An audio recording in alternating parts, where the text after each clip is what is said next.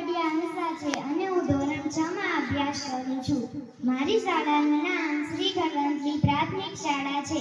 આજે હું તમને 15મી ઓગસ્ટ વિશે કંઈક કહીશ. 15મી ઓગસ્ટ એટલે સ્વતંત્રતા દિવસ. લાંબા સમય સુધી અંગ્રેજોએ આપણા દેશમાં રાજ કર્યું હતું. આપણે પરતંત્ર હતા.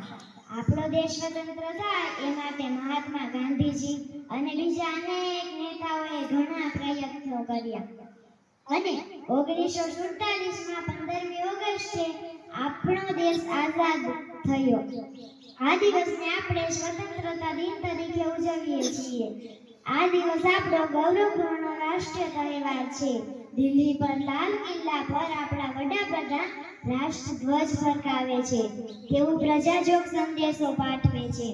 આપણા શહેરોમાં તથા ગામે ગામ ધ્વજવંદનનો કાર્યક્રમ યોજવામાં આવે છે. શિક્ષણ સંસ્થાઓ અને જાહેર સંસ્થાઓમાં પણ ધ્વજવંદન કરવામાં આવે છે. જય હિન્દ, જય ભારત.